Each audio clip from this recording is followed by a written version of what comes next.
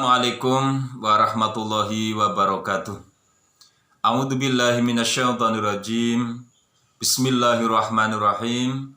Alhamdulillahilladzi amarona bidu'a wa wa'addana bil ijabah. Nusalli wa nusallimu ala sayyidina wa maulana Muhammadin wa ala sairi alihi wa ashabihi wa man tabi'ahum ila yaumil qiyamah, amma ba'du. Bapak-bapak, ibu-ibu, jamaah pengajian Majelis Taklim Masjid Baitul Mutakin, jamaah pengajian Majelis Taklim Sofaul Islam, jamaah pengajian Majelis Taklim Sabilur Rasyad, jamaah pengajian Muslimat An-Nur, dan Bapak Ibu jamaah pengajian yang lain yang tidak bisa saya sampaikan. Semua yang saya hormati dan yang saya banggakan. Pertama, marilah kita memanjatkan puji syukur kehadirat Allah Subhanahu wa Ta'ala yang telah memberikan banyak nikmat, taufik, hidayah, dan ma'unah kepada kita, sehingga pada kesempatan kali ini kita bersama-sama dapat melakukan kegiatan rutin pengajian. Selanjutnya, rahmat dan salam semoga senantiasa tercurahkan kepada Nabi Agung Muhammad SAW. Bapak Ibu jamaah pengajian semua yang saya hormati,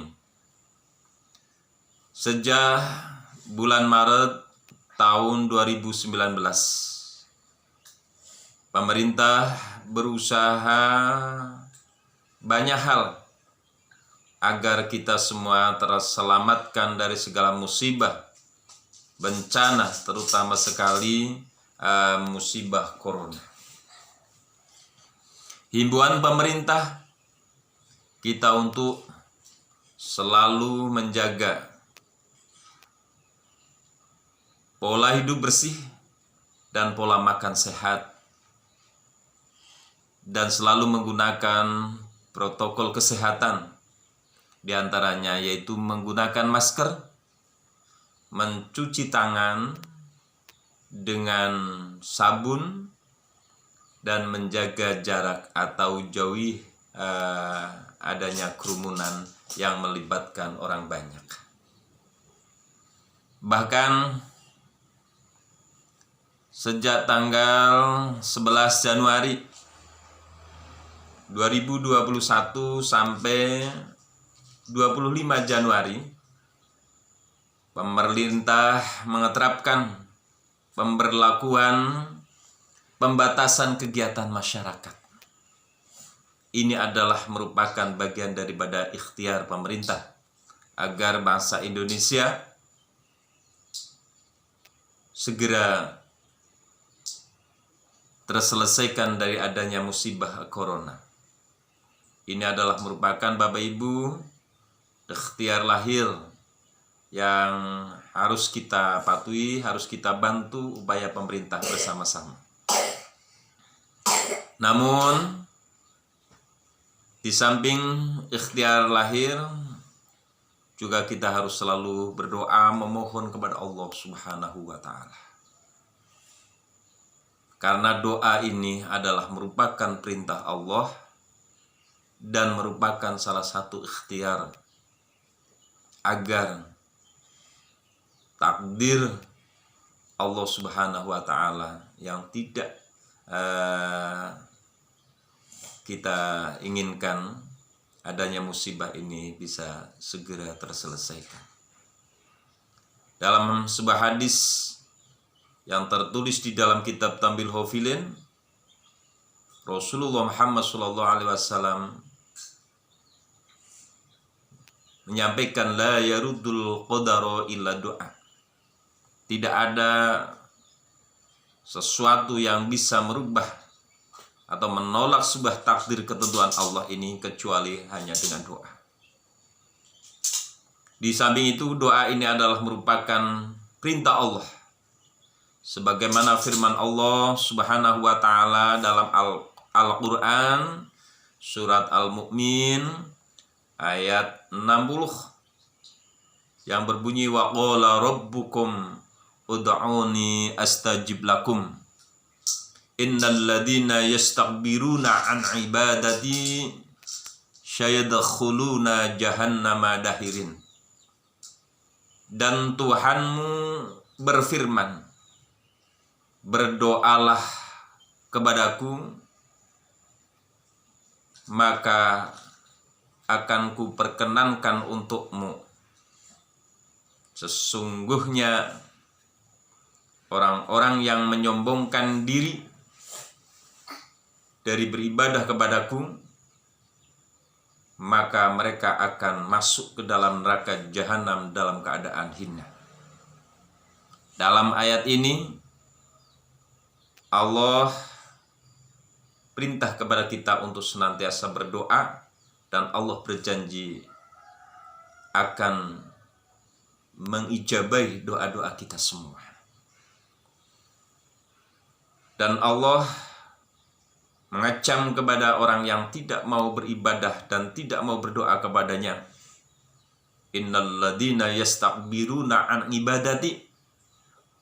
Sungguhnya orang-orang yang sombong atau menyombongkan dirinya, tidak mau beribadah kepada Allah, tidak mau berdoa kepada Allah, sayadkhuluna jahannama dahirin. Mereka akan masuk ke dalam siksa neraka jahanam dalam keadaan hina.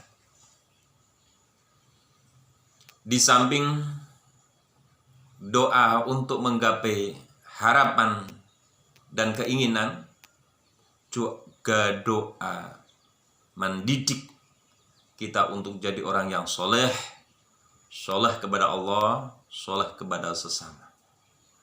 Sebagaimana Bapak Ibu perlu kita ketahui, sebuah hadis yang disampaikan oleh sahabat Sa'id bin Abi Waqqas. Beliau curhat kepada Rasulullah Muhammad SAW. Ya Rasul, ad'allaha fala yustajabu dungai. Ya Rasul, saya sudah berdoa memohon kepada Allah, akan tetapi doa yang saya sampaikan kepada Allah sampai hari ini la yustajabu li dungai, belum terijabah doaku kepada Allah. Apa kata Rasul ketika mendengar apa yang disampaikan oleh sahabat Sa'id bin Abi Waqqas? Sobat Rasul memanggil nama sahabat Sa'id, ya Sa'id, istanibil harama. Wahai sahabat Sa'id, jauhi perbuatan haram, sikap, tutur kata maupun usaha yang untuk memenuhi kebutuhan hidup.